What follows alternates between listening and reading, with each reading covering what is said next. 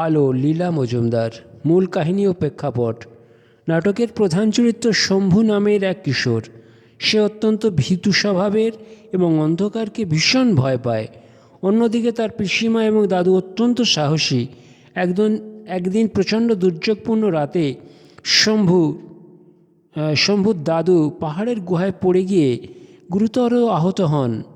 দাদুকে বাঁচানোর জন্য পাহাড়ের উপর থেকে বিশেষ এক ধরনের ভেষজ মধু এবং ওষুধের জন্য গাছপালার পাতা নিয়ে আসা জরুরি হয়ে পড়ে।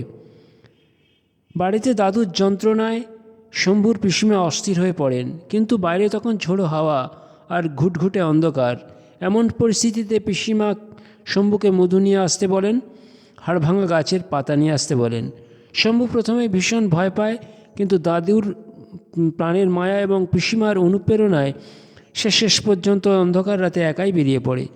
যাত্রাপথে শম্ভু মনের ভিতর নানা কাল্পনিক ভয়, যেমন গাছের ছায়া বা বন্যপ্রাণীর শব্দ অনুভব করে, কিন্তু সে দমে যায় না। সে বুঝতে পারে যে ভয় আসলে মনের ভিতরে থাকে।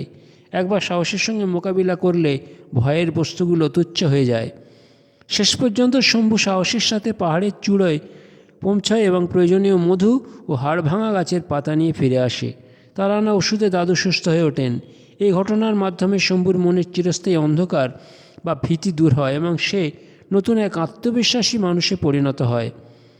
এই নাটকের মূল বার্তা হলো, ভয় পাওয়া কোনো অপরাধ নয়, কিন্তু ভয়ের কাছে আত্মসমর্পণ করাই পরাজয়।